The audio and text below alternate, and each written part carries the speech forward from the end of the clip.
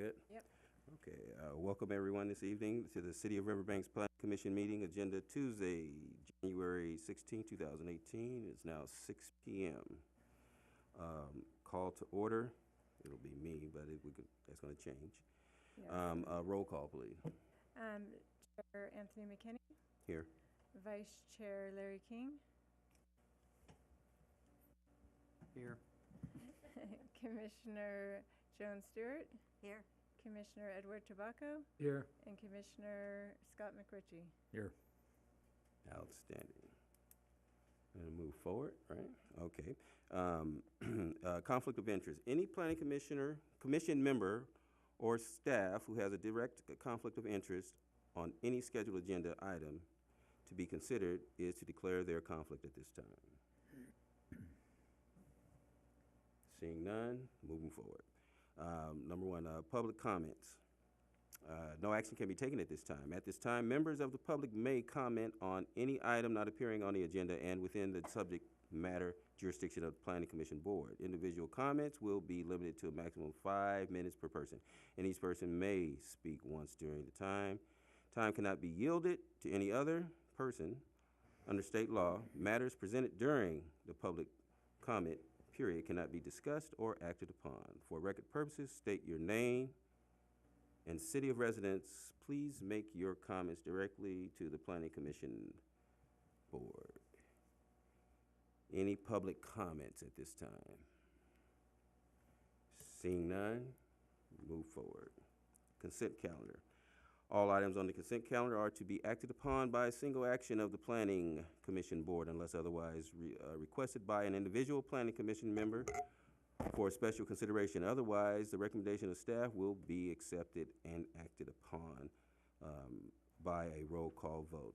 We're going to see if we can go ahead and approve the consent calendar on item 2.1, 2.2, and 2.3. 2.1, posting of the agenda. 2.2, approval of the agenda. And 2.3, approval of the minutes. Let's start over with that. With the 2.1, it's going to be approval of the agenda for January 16th, 2018.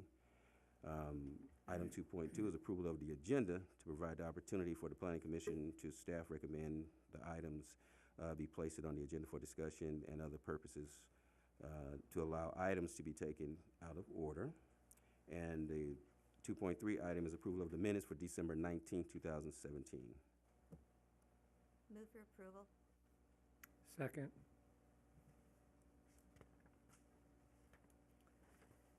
Okay, Chair McKinney, Yes. Vice Chair King, Yes. Commissioner Stewart, Yes. Commissioner Tobacco, Yes. Commissioner McRitchie. Yes. That passes 5-0.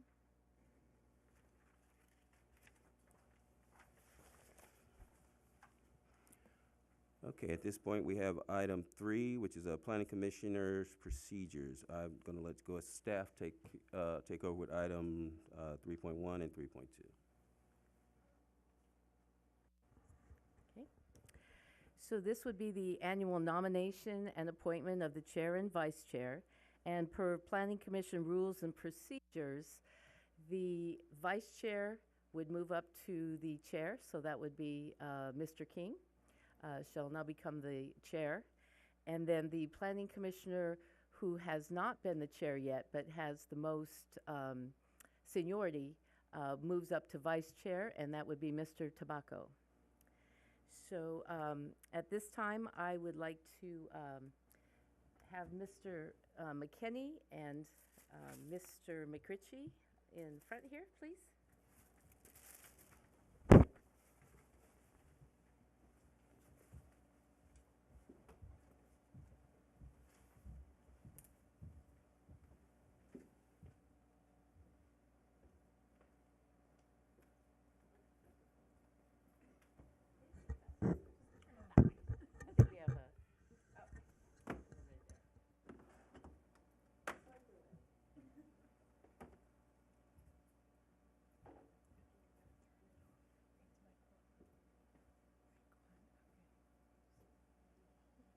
Hold on a sec.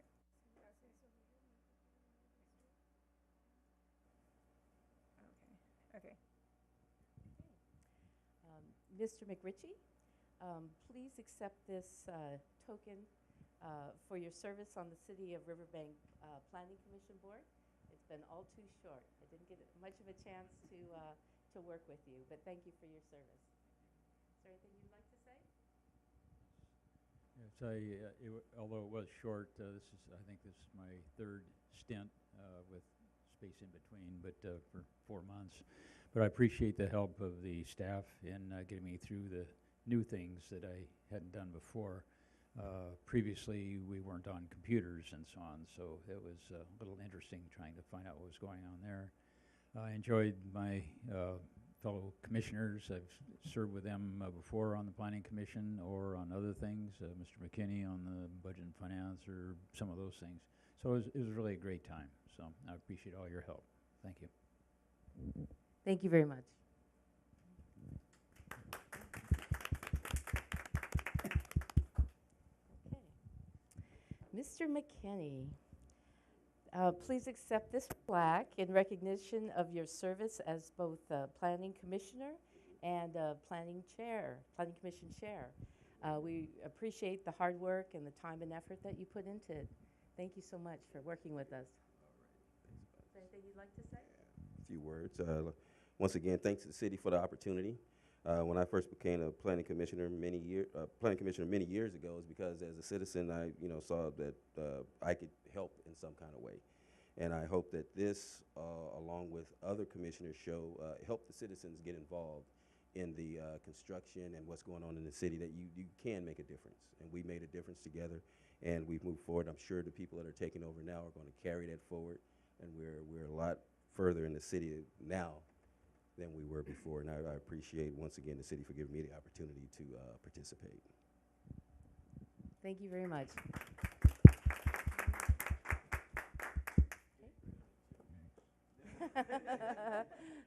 That's right, there goes our Scottish link. All right. Yes, we'll go ahead and fix the typo.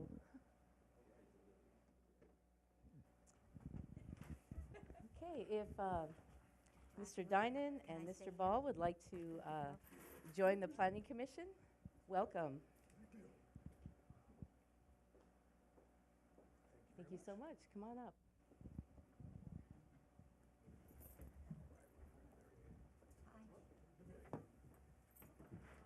Robert? Oh, do you have some things for him to sign? Enough real estate contract. All right. Thank you. Have a good one. Appreciate it.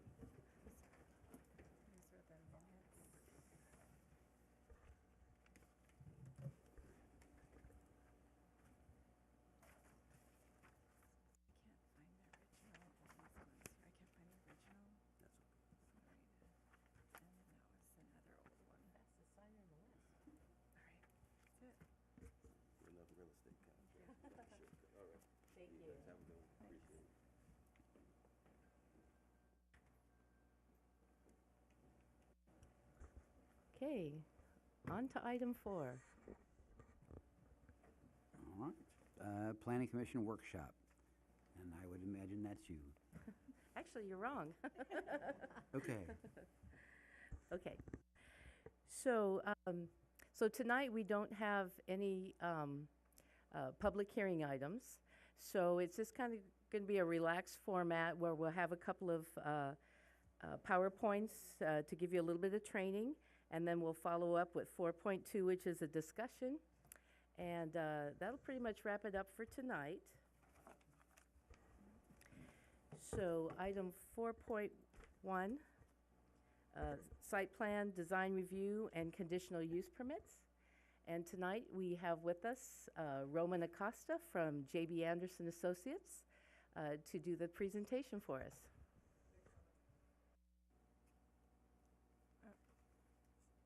Is the mic on? I don't think so. Doesn't sound like it.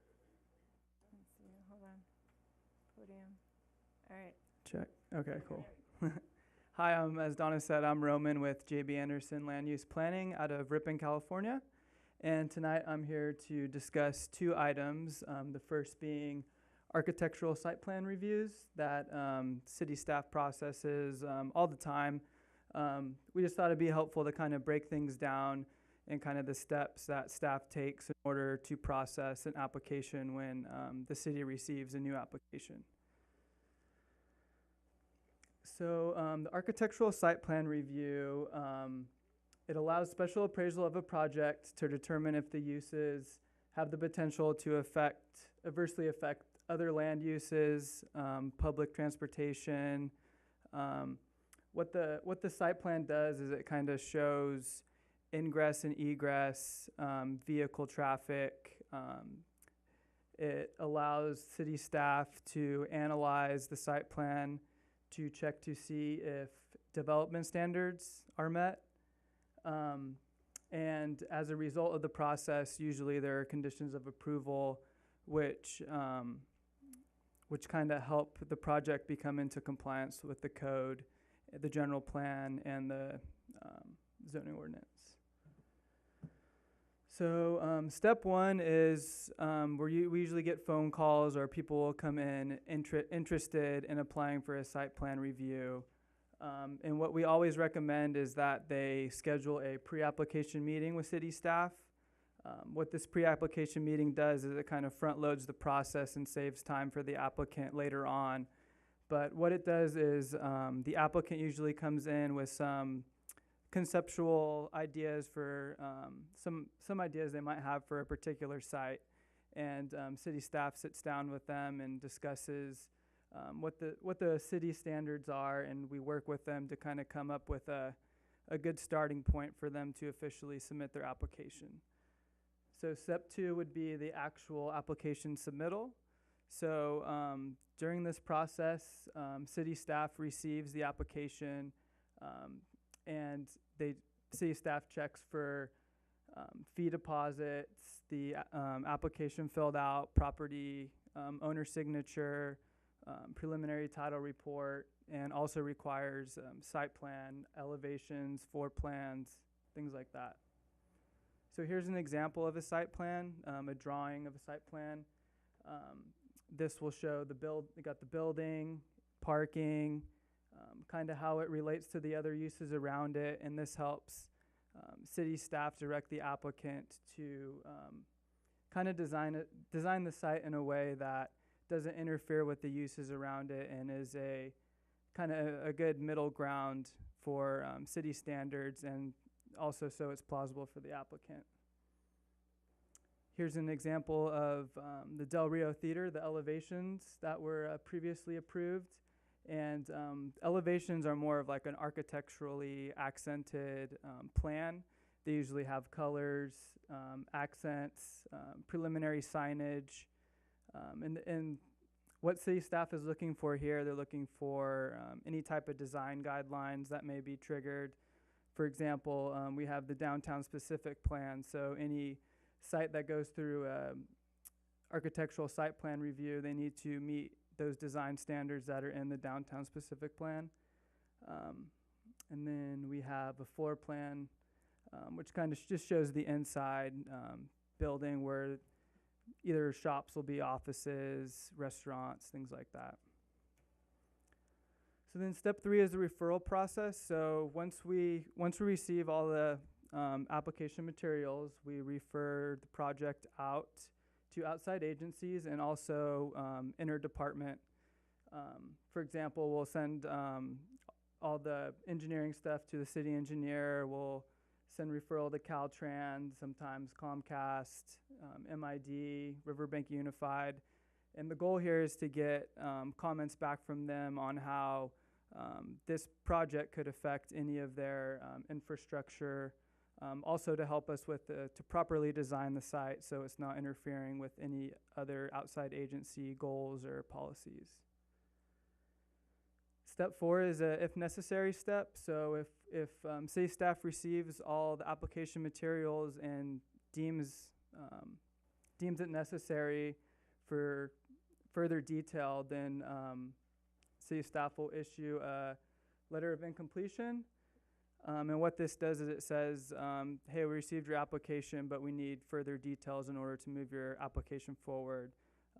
Some common things, maybe the title is off, or maybe the property owner didn't sign the application. maybe there's some details missing on the site plan or the elevations. So those are some additional requests we will make of the applicant. Step 5 is analysis and conditions of approval. So while all this is going on, we're kind of looking at through the city code, we're looking through the general plan, we're making sure that the project has stated that they will meet all the conditions of the general plan and the municipal code, and also we compile all of the outside agency comments and kind of put them all into one package so the applicant has an idea of what to expect when the project moves forward. Step 6 is CEQA, and this kind of goes hand in hand with step 2. Not all projects are subject to CEQA, but most of them that are architectural site plan are. And what CEQA is it's just it's a exhaustive environmental process that lists all the potential environmental effects that a project could have on the environment. There are some exemptions. For example, if you're just doing improvements to an existing building, or if there's something that's already there, it's usually exempted. But if you're creating something new, you have to do either initial study or environmental impact report or some type of level of CEQA analysis. Step 7 is public noticing, and this is a state requirement. And what we do is we notice all property owners within the project site 300-foot buffer, and also post it to the news and outside of City Hall. And step 8 is where we are today, Planning Commission. So city staff will basically, we usually have huge piles of files, and we come in and we package it up for you, and we present to you the project for you to make a determination on whether the project meets the code, the general plan, or doesn't.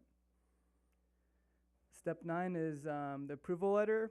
So if Planning Commission approves the project, then an approval letter is issued to the applicant, and this just states that the project has been approved, and there's a 10-day appeal period. So following the 10 days, then the applicant can move forward in the process, which is usually building permits or something like that. And I'm here to answer any questions before I move on to the next. I have a question. Sure. Is this same process used from the smallest type of project up into Crossroads West? No, this is a very specific level of analysis. It has to do with, an example would be, let's see, the Del Rio, for example, they're changing the site design. So they had to go through a site plan review to make sure that their proposed project doesn't interfere with any of the policies, goals, in the general plan. Something like a Crossroads West would be a specific plan. So that's a lot bigger level of analysis with a lot more guidelines and steps. Okay, thank you. You're welcome. Any other questions? Okay, we can move on to the conditional use permit. Yeah, that was a good question about the Crossroads West. As he indicated, they are doing a specific plan, and usually within a specific plan, they will propose their own design guidelines, and then that would meet the theme of the project. A lot of times it might influence, or the shape of the project might influence some of the design criteria. And as he mentioned, it does go into a lot deeper depth than a project like a hotel or a banquet hall. Okay, next I have for you that this one will be a lot quicker because the process is very similar, but there is a distinction on the differences.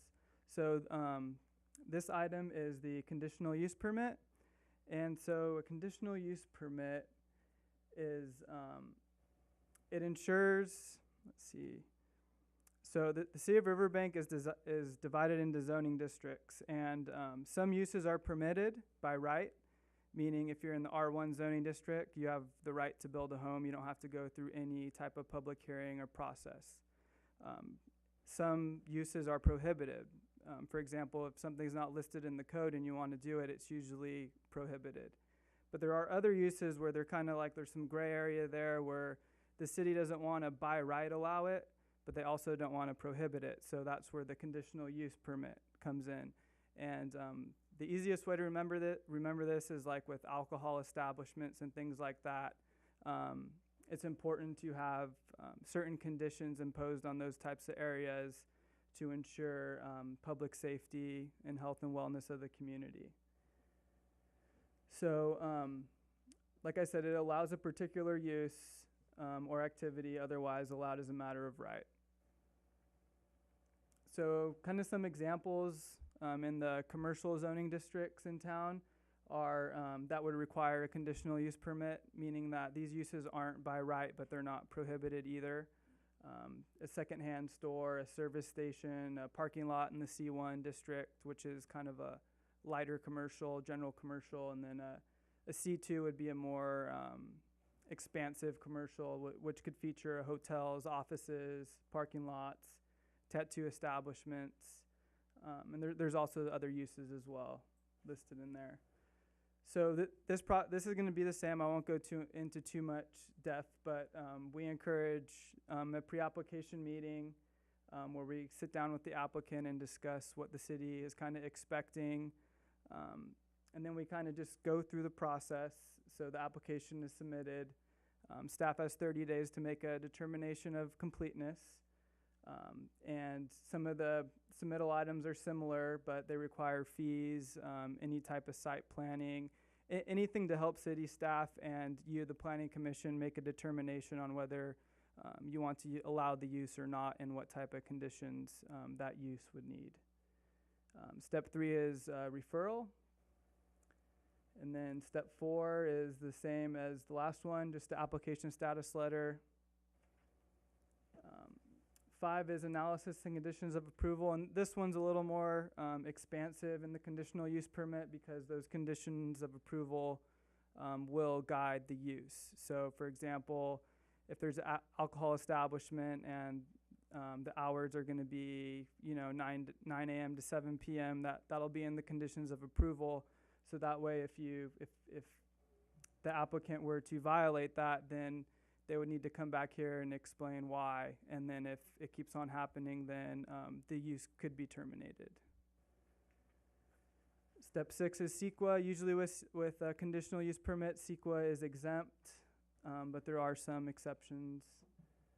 Step 7 is public notice. And then those are required in the newspaper and within 300 feet of the subject property. Step 8 is planning commission here. And then step 9 is the approval letter, which is the same as it was in the architectural site plan. And then I'm here to answer any questions.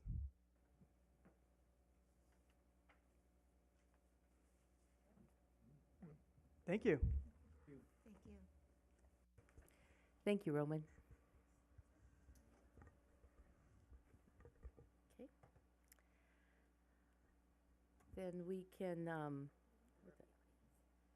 yes.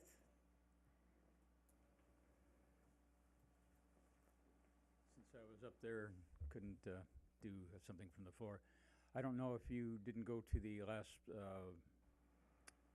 city council meeting where the new commissioners and our alternate were introduced, and some of you may not have met our alternate, so maybe you could introduce her and what her role is.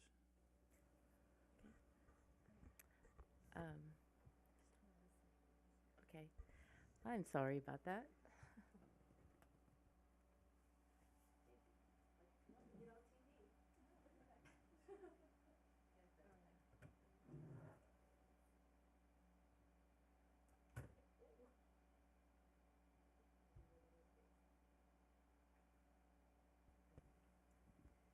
Well, it was a pretty busy city council meeting, so I didn't actually get the opportunity to meet with you, and it's Melissa Hughes, correct? Well, thank you so much for coming. Now, you're our alternate commissioner, so you'll be studying the packets just like the rest of them, and if you come to a meeting and one of them happen to be missing, or we call you and let you know, then you will be seated up there with us. All right. Well, thank you, and I appreciate that, Mr. McRitchie. So here's your homework.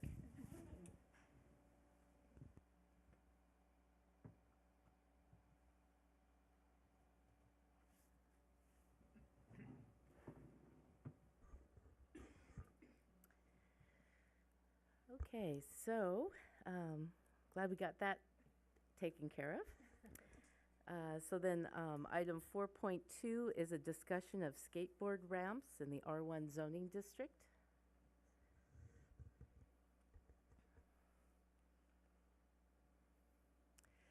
So in September, I brought forth some ordinance amendments to the residential zoning code, which included second dwelling units and some code update as far as typos and clarifications. And I also brought forward some language that would require a conditional use permit to regulate skate ramps in residential rear yards. And while the majority of the amendments were approved, the Planning Commission at the time requested that that language be pulled in order to continue the discussion and possibly add other rear yard activities at the time. Now here's an example of what we're talking about. It kind of came to the city through some neighbor complaints. You can see the skate ramp in the rear, the taller of the two, is one that's actually precipitated all of this. It is very tall compared to the smaller, newer one next to it. So when the people are using their skate ramp and they end up at the top before they go back down again, they're actually level, their feet are level with the top of the 6-foot neighbor fence. So neighbors on either side or close to these platforms, feel some violation of privacy. In addition, there are no hours on the skate ramps, so people can do it during the dinner time. One person has put up poles with lights to continue on into the darkness. They sometimes blast loud music. There's a lot of children or, skaters that gather around and just kind of make it uncomfortable for the neighbors. Here's another example too.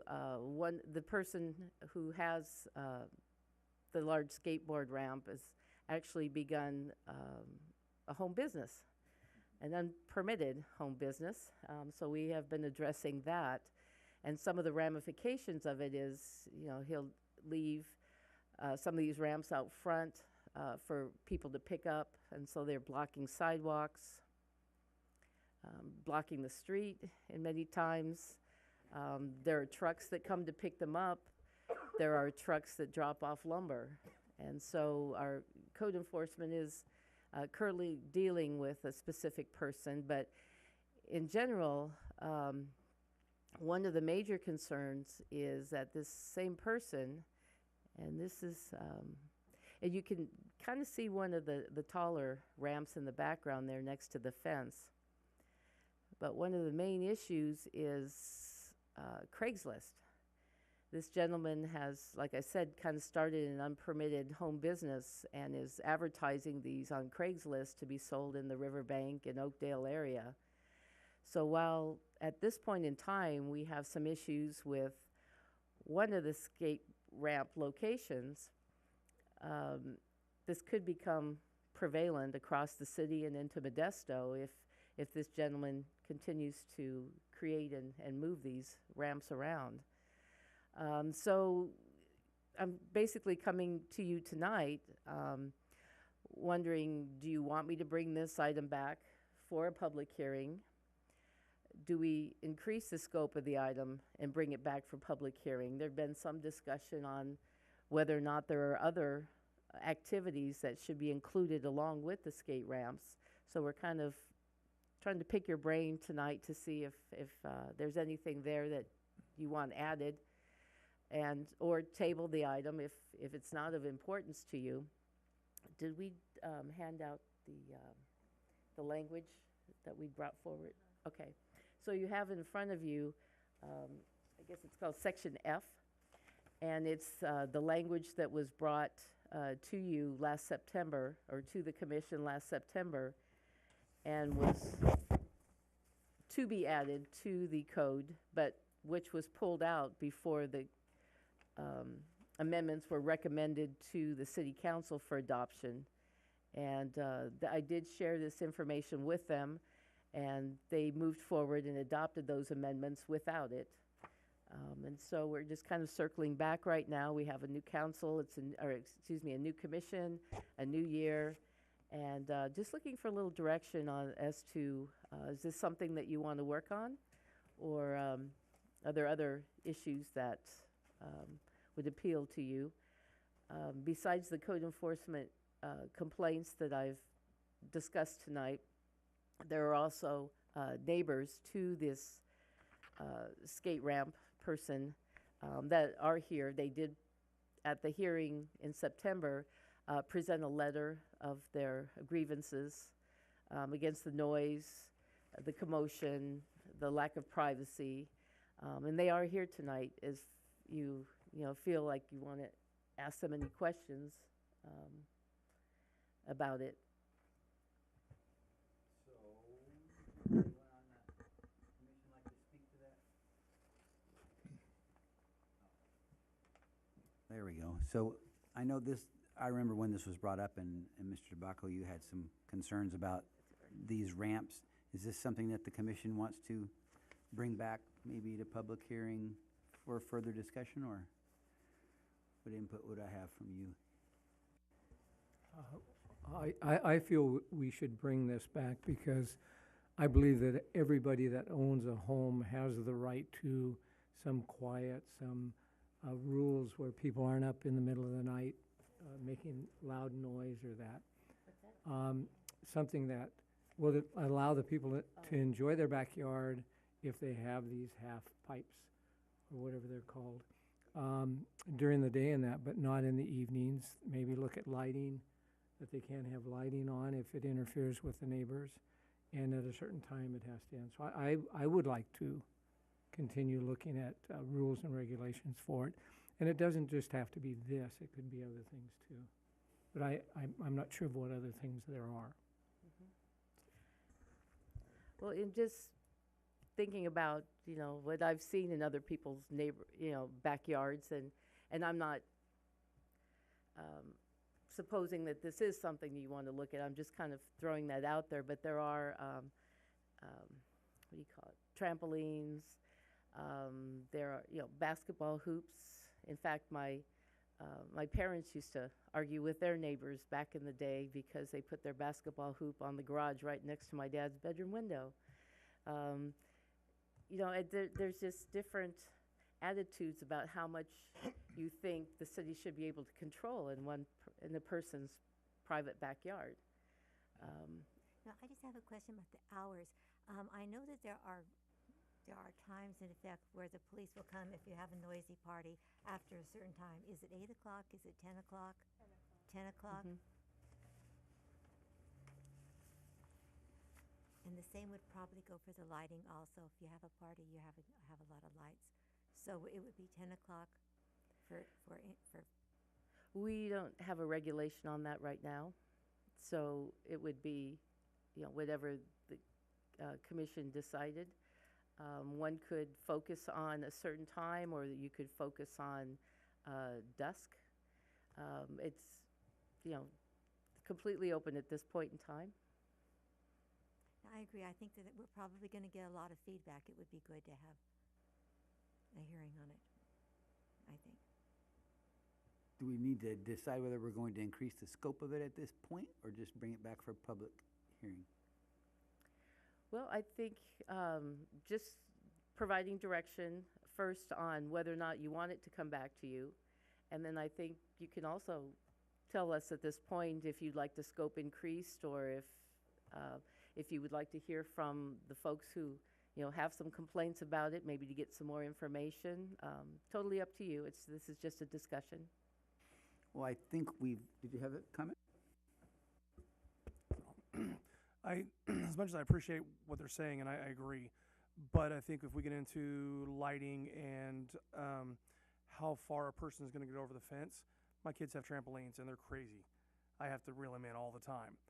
When we get into lighting, we have people who run lighting off maybe the top of the second floor down to a fence line because they have a patio and stuff like that.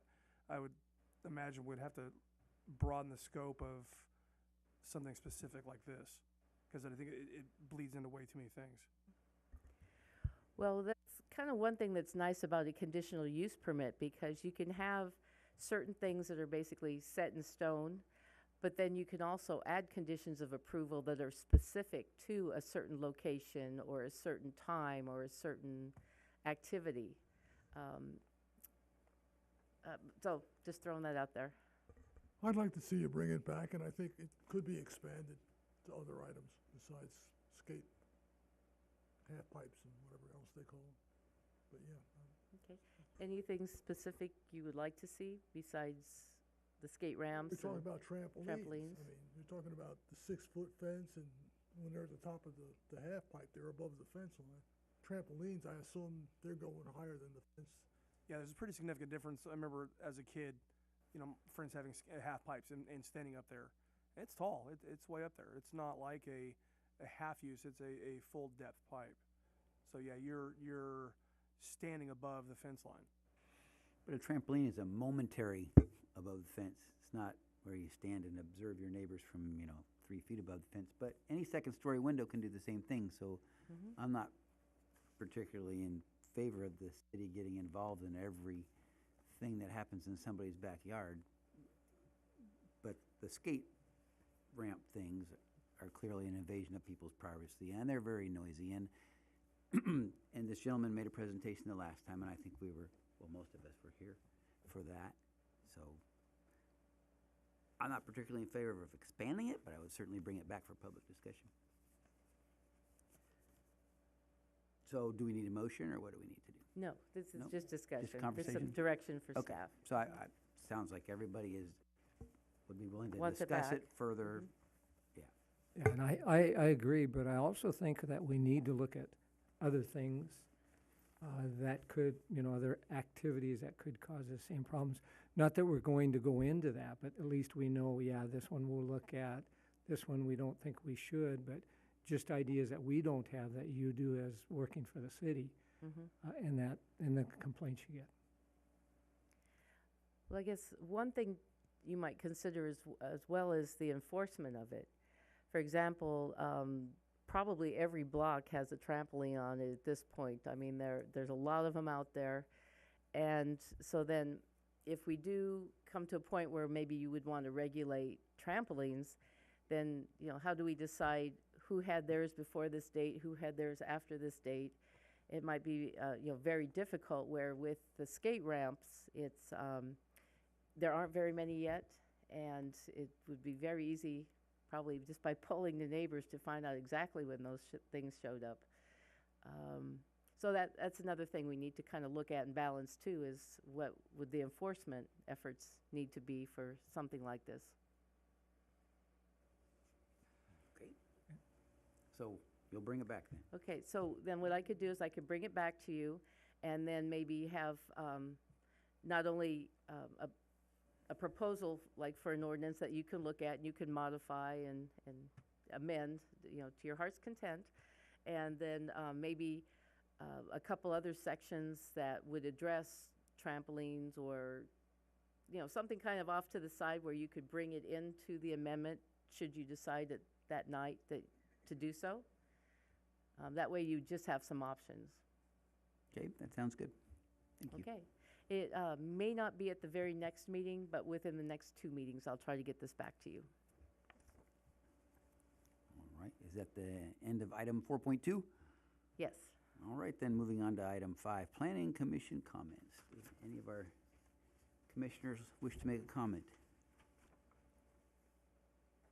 Nothing for me. Okey-doke. County referral correspondence, there's none. Staff comments. Staff comments, okay. Item 6.1, flavors update. That did go to the city council on January 9th, and it did receive its second hearing. So they will be moving forward with their, and we did not receive any appeals, so it will be moving forward to the building permit phase.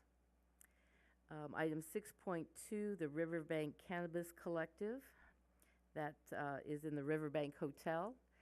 They did go to city council on the 9th as well, and they got the first reading of their ordinance.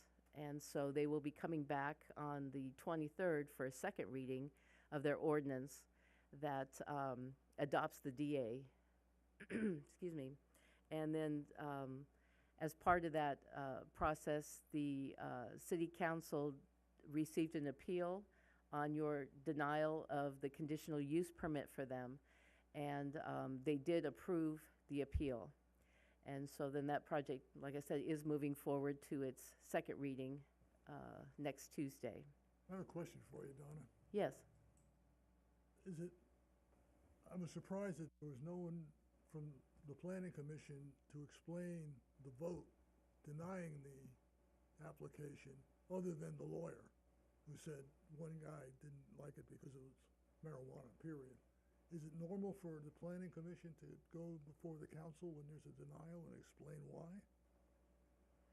What I'd like to add, I think it would be Your microphone? it's Oh, on. is it? Okay. Quiet voice. I just think it would be a courteous thing, if not mandatory, for the planning commission to be advised if an appeal is going to the city council where something that we've acted on is going to be challenged, so that we would have the opportunity perhaps to explain the reasons behind our decision. Okay. At this time, it just happened to be with the timing of it, that we weren't meeting in between that. But yeah, I can understand how you would want to be able to do that. Great. And I will discuss that with the city manager. Thank you. Sure.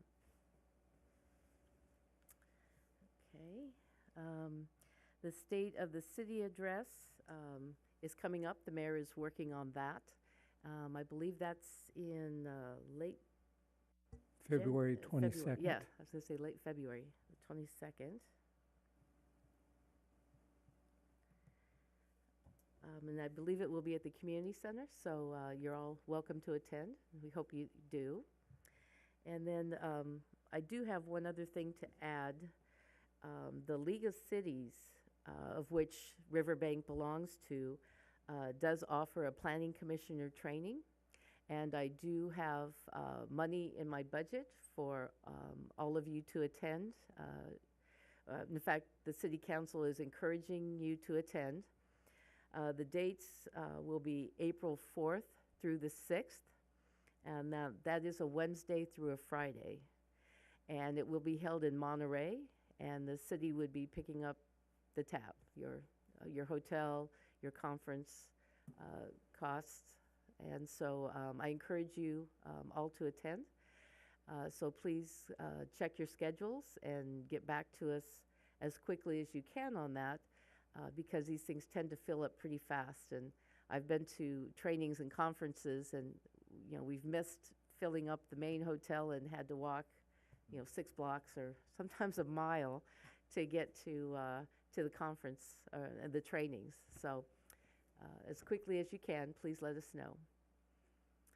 And is there anything else? Okay, I think that's it. Okay, well, I would like to make one final comment. I'm resigning. I have moved, or will be moving in February, out of the county. So I don't think I can serve if I'm not a resident of Riverbank. So this might be the shortest reign of a chair ever. But I do get to hit the gavel one time. So sorry you went to the trouble of a plaque. I'm glad you made an alternate. That was a good plan. And That was a very good plan. Yes. So I guess you're not going to Monterey. Not going to Monterey. And I assume Mr. Tobacco will step up to chair, which I think he'll do a fine job at, since he probably should have had it in the first place. Well, So, we've enjoyed having you on the commission, and I will need an email or a letter from you okay. to officially resign. Was it something I said, Larry? You know, with real estate, you just have to, it's not over till the fat lady sings, so I couldn't give notice. I wasn't gonna leave if I wasn't moving, so. But, well, it's been a pleasure, and, with that, I'll adjourn. Thank you. You're welcome. LaGrange. Oh, I love that.